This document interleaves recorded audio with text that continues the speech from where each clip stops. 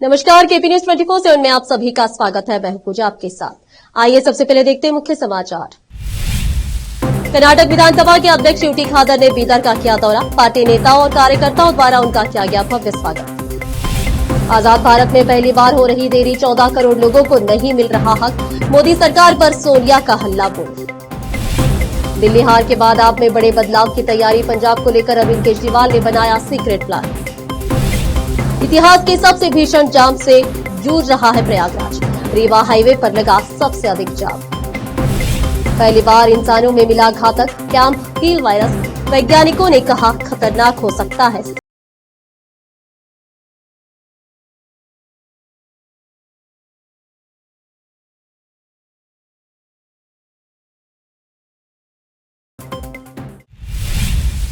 अब समाचार विस्तार से।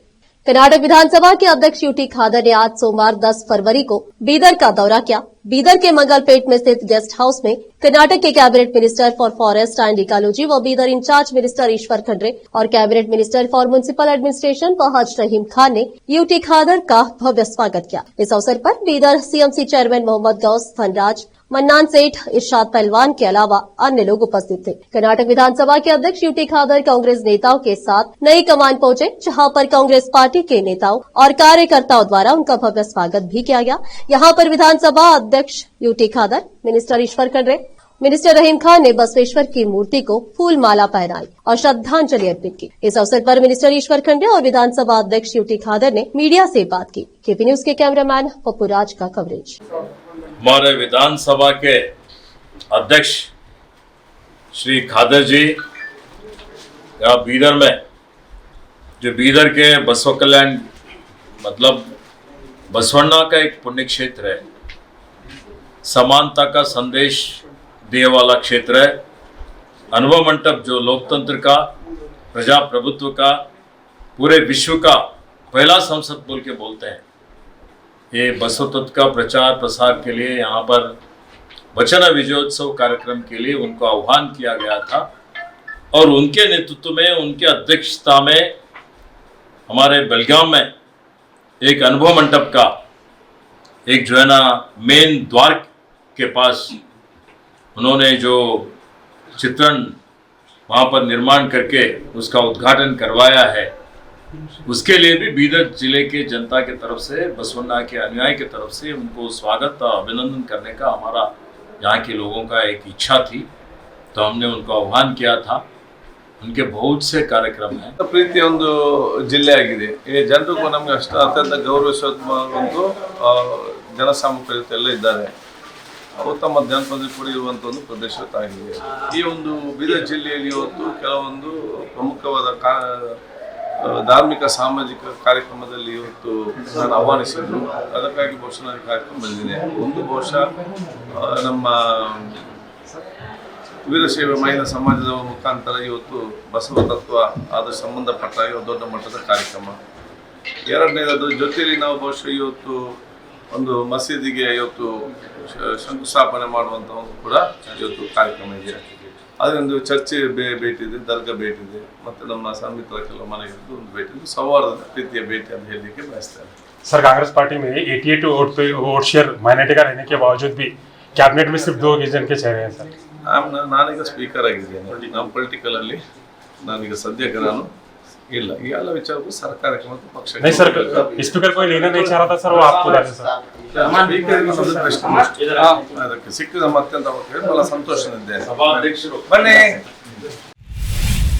ग्लोबल इन्वेस्टर्स मीट जीआईएम से पहले कर्नाटक सरकार को एक बड़ा बढ़ावा मिला, क्योंकि बालरोटा समूह ने 10.50 मिलियन की उत्पादन क्षमता के साथ कोप्पल तालुके में एक एकीकृत इस्पात संयंत्र स्थापित करने के लिए 54,000 करोड़ रुपए के निवेश की घोषणा की। एक सरकारी बयान में कहा गया कि कंपनी मंगलवार को जीआईएम के दौरान मुख्यमंत्री सिद्धरामैया की मौजूदगी में एक समझौता ज्ञापन उस पर हस्ताक्षर करेगी। इसमें कहा गया कि बलडोटा समूह के संयुक्त प्रबंध निदेशक राहुल कुमार एन बलडोटा ने यह घोषणा की है।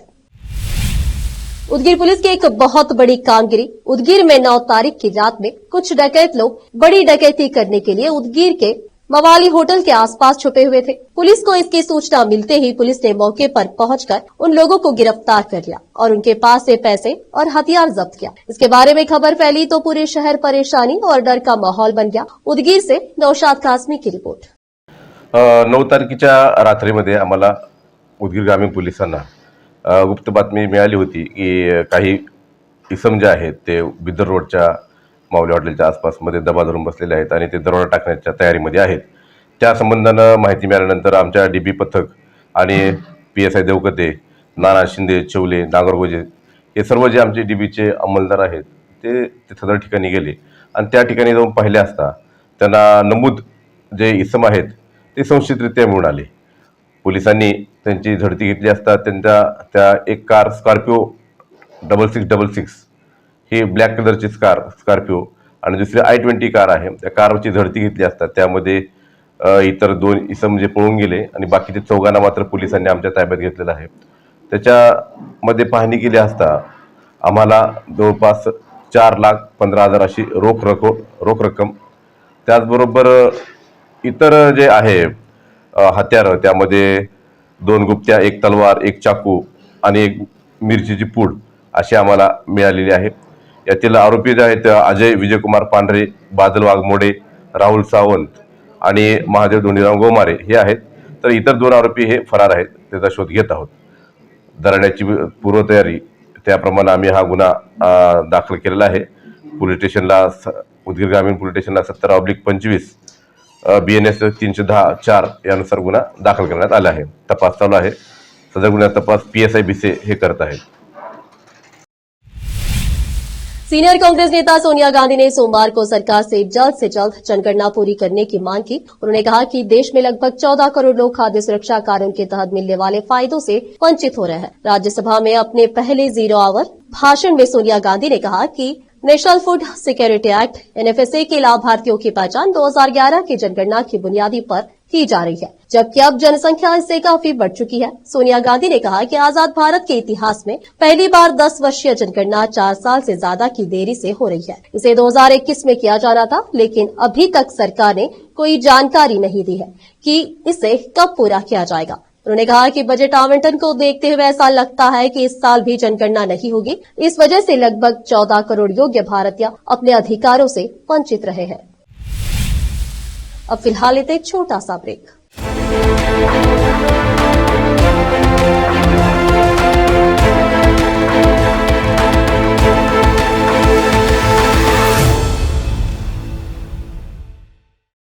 नूर एजुकेशन ट्रस्ट बीदर की ओर से चलाए जाने वाला नूर M.Ed and B.Ed college Bidar, recognized by NCTE Delhi and affiliated to Bidar University Bidar. Admission are open for the academic year 2024-25. विशेषज्ञ और सक्षम शिक्षकों द्वारा शिक्षा प्राप्त करने के लिए नूर M.Ed and B.Ed कॉलेज में दाखिला लें और शांत वातावरण में शिक्षा प्राप्त करें। बीदर शहर में बेहतर शिक्षा का एकमात्र केंद्र Noor M.Ed and B.Ed college, Shahpur gate, Bidar.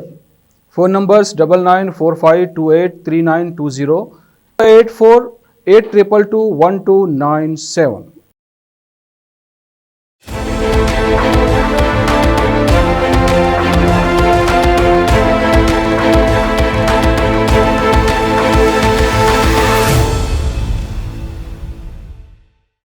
Break के बाद आप सभी का स्वागत है। आइए देखते हैं देश के अन्य समाचार।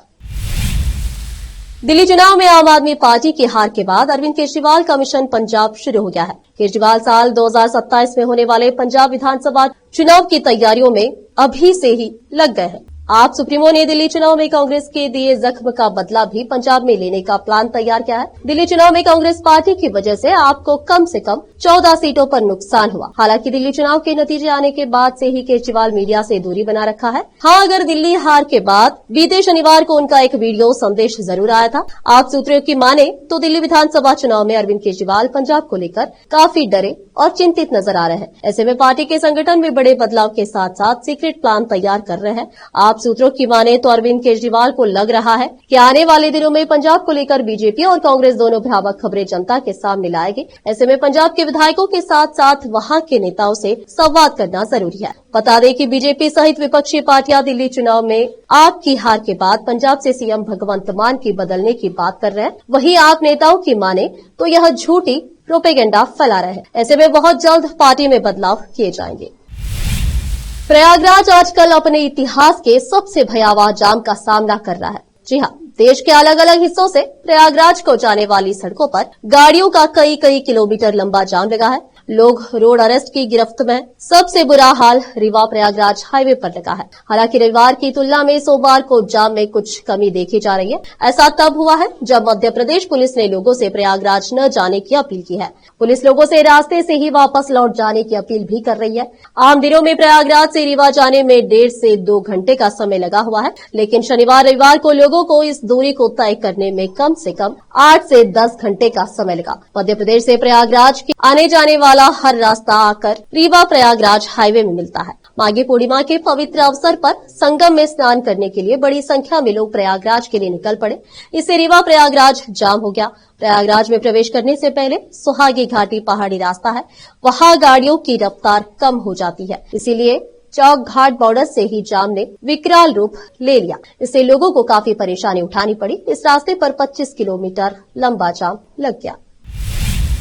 उत्तर प्रदेश जनपद गोरखपुर में रेल मंत्री अश्विनी वैष्णव आज गोरखपुर रेलवे स्टेशन पहुंचे, जहां पर उन्होंने स्टेशन के मॉडल और अन्य तैयारियों का निरीक्षण किया। इस दौरान वे विशेष लाउंज में अधिकारियों के साथ बैठक कर रहे हैं। बैठक में रेलवे जनरल मैनेजर और CPRO chief public relation officer समेत अन्य वरिष्ठ अधिकारी उपस्थित रहे। रेल मंत्री ने स्टेशन के विकास कार्यों का जायजा लेते हुए महत्वपूर्ण दिशा निर्देश दिए। उन्होंने यात्रियों की सुविधाओं, रेलवे के बुनियादी ढांचे और आधुनिकीकरण से जुड़े विषयों पर चर्चा की। गोरखपुर रेलवे स्टेशन को और बेहतर बनाने के लिए आवश्यक सुधारों पर भी विचार किया और विचार किए जाने रेलवे प्रशासन ने इस दौरे को महत्वपूर्ण बताते हुए कहा, इससे गोरखपुर स्टेशन को एक आधुनिक और यात्रियों के लिए अधिक सुविधाजनक स्टेशन बनाने में मदद मिलेगी। गोरखपुर से केपी न्यूज के संवाददाता विकास कुमार भारद्वाज की रिपोर्ट।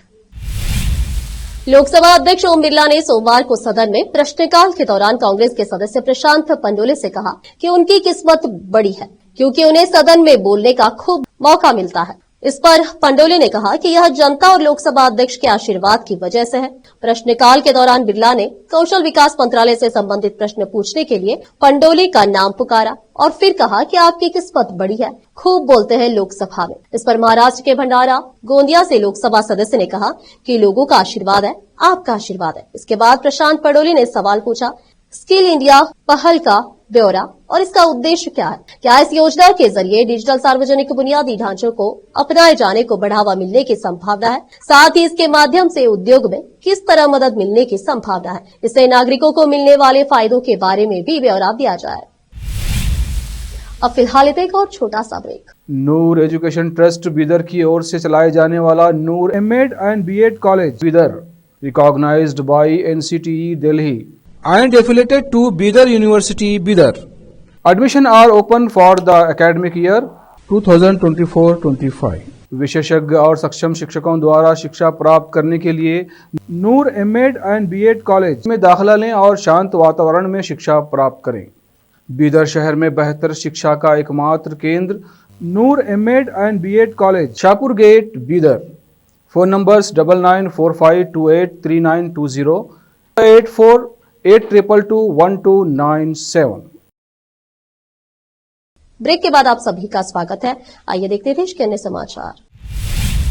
पिछले 1 दशक में कई प्रकार की सांक्रमिक बीमारियों ने दुनिया भर में स्वास्थ्य विशेषज्ञों की चिंता बढ़ाई है। Corona virus, Nipah, monkey pox हो या फिर हाल ही के दिनों में तेजी से बढ़ रहे बर्ड फ्लू के मामले वैश्विक स्तर पर स्वास्थ्य सेवाओं पर अतिरिक्त दबाव बढ़ाते रहे। इसी बीच एक और अति संक्रामक और घातक माने जा रहे वायरस के फैलने की खबर है। हालिया रिपोर्ट्स के मुताबिक अमेरिका में कैंप हिल वायरस की पहचान हुई है। पहली बार कैंप हिल वायरस इंसानों में पाया गया। न्यूयॉर्क विश्वविद्यालय और सिटी कॉलेज का न्यूयॉर्क के शोधकर्ताओं ने उत्तरी अमेरिका में हेनिपा वायरस के एक नए प्रकार की पहचान की है, जो इस महाद्वीप में पहली बार पाया गया है। यह वायरस छछूंदरों से मनुष्यों में फैल सकता है, जिससे वैज्ञानिकों में चिंता बढ़ गई है। स्वास्थ्य विशेषज्ञों ने बताया कि अभी तक कैंप हिल वायरस को कभी भी मनुष्यों में नहीं देखा गया था। यह पहली बार है इस वायरस का संक्रमण इंसानों को कई प्रकार से प्रभावित करने वाला हो सकता है। इसे नेपाल से भी खतरनाक माना जा रहा है।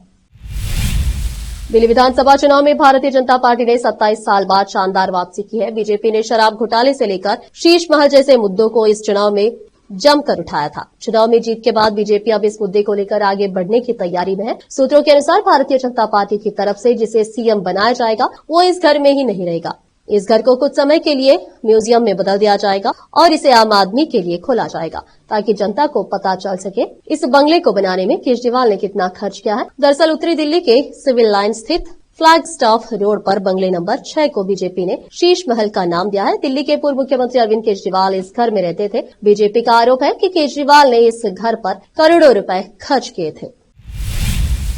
आखिर में फिर एक बार देखते हैं मुख्य समाचार। कर्नाटक विधानसभा के अध्यक्ष यूटी खादर ने बीदर का किया दौरा। पार्टी नेताओं और कार्यकर्ताओं द्वारा उनका किया गया भव्य स्वागत। आजाद भारत में पहली बार हो रही देरी, 14 करोड़ लोगों को नहीं मिल रहा हक। मोदी सरकार पर सोनिया का हल्ला बोल।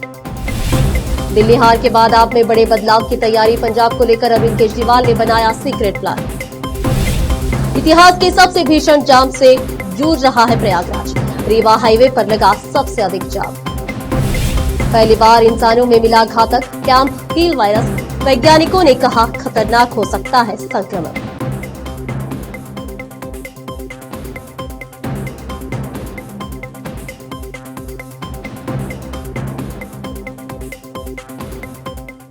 देश प्रदेश के समाचारों के लिए देखते रहिए आपका अपना चैनल केपी न्यूज 24/7। इसे और भी अपडेट्स जानने के लिए बने रहिए केपी न्यूज 24/7 के साथ। लाइक, शेयर, सब्सक्राइब करना ना भूलें। धन्यवाद।